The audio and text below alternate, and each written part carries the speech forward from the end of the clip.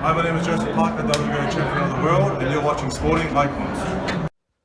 Alright everyone, hope you're all doing fantastic. It's the weekend. You all happy? Of course. Anyway, the WBO have finally released their new rankings. This one we're going to talk about the heavyweight division, of course. As I do each and every month, I go through all the sanctioned bodies, show you who's ranked what, where and when. Gives us a good indication as to what's happening in the landscape of boxing. So make sure you are subscribed. Nobody here else on YouTube is doing this. I think I said that ass about face. Anyway, make sure you are subscribed. So the WBO heavyweight world champion is Oleksandr Usyk. Of course, he's unified champion at that.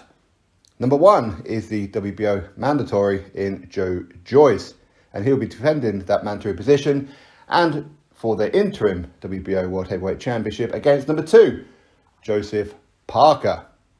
Number three, moving up one position, is from Cuba, Frank Sanchez. New insert at number four, Andy Ruiz Jr. Of course, he defeated King Kong, Luis Ortiz, not so long ago. Moving up two positions to number five is from Sweden, Otto Wallin. Moving up six positions to number six, from Croatia, Filip Hrgović. Moving down four positions to number seven is the former two-time unified heavyweight world champion, Anthony Joshua. Number eight, moving up one position, is Ali Demirzian from Turkey. Moving down one position to number nine is from America, Michael Hunter. From Australia, number 10, Dempsey McKean. From Germany, Aja Kabiel is in at number 11. Number 12, dropped down by 6 positions from China, is Zhilei Zhang. Number 13 from America, Jermaine Franklin. And of course, number 14, we all know him, Martin Bakole. And of course, from the Ukraine is number 15, Vladislav Serenko. That is the top 15 for the month of September for the WBO. Dropped out this month is King Kong, Luis Ortiz, who last month I believe was ranked number 5, if I remember rightly. Luis Ortiz is no longer in the top 15, obviously because he lost to Andy Ruiz Jr. Luis Ortiz is not a top 15 fighter anyway. I think we can all see that. He was always overrated, let's be honest. But you know what? He has made a bit of an impact on boxing, and he's done quite well against Andy Ruiz Jr., although he did get dropped, was it 3 times?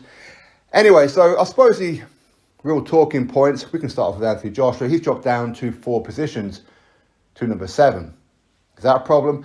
No, not really. Listen, at the end of the day, that's the reality of boxing. He has lost his last 2 fights, so dropping down to number 7 isn't too bad. But by the looks of it, he will be fighting Tyson Fury next on December the 3rd, which of course will be for the WBC. So him being ranked in the WBO, should that fight get confirmed, I would fully expect, or at least potentially, Anthony Joshua could well be dropped from the WBO next month if the Tyson Fury fight gets confirmed. But there again, who knows? Because obviously you've got Filip Hrgović moving up 6 positions to number 6, and he's the IBF mandatory. So he's not going the WBO route, but he's still ranked by the WBO. But to move him up 6 positions, yes, officially, of course, he did get the win over Zhilei Zhang. Did he beat Zhilei Zhang though? Did he? A lot of people are suggesting that Zhilei Zhang got jobbed in that fight. Of course, that was on the undercard of Usyk Joshua Part 2. In Saudi Arabia. And as a consequence of that, Zhilei Zhang gets dropped all the way down to number 12. So from number 6 down to number 12 for Zhilei Zhang. They're pretty much just swap positions over, Hrgović and Zhilei Zhang. But, as I said before, a lot of people do feel Zhilei Zhang won that particular fight. Now, I'd like to see Zhilei Zhang fight somebody good next as well. I thought he gave a great account of himself against Filip Hrgović. I'd like to see him take on, say, number 14, Martin Bakole. Or maybe a Derek Chisora. Or if Joshua doesn't get the Tyson Fury fight, maybe Joshua go over to China and take on Zhilei Zhang. Maybe he can take on Otto Wallin, another southpaw. Speaking of which, Otto Wallin, number 5, moved up 2 positions. He did fight not so long ago. I forgot the name of the fella that he beat. But Otto Wallin, of course, he's a decent name in the heavyweight division. He is.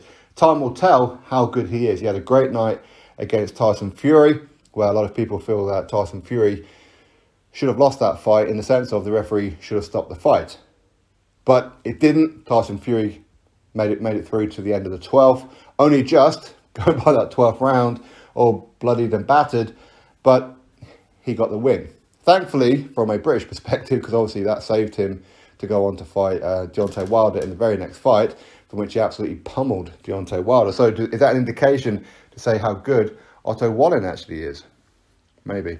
Number 8, Demirzian, Ali Demirzian from Turkey. So he moves up to one position to number 8 when he's just defeated Adam Kownacki.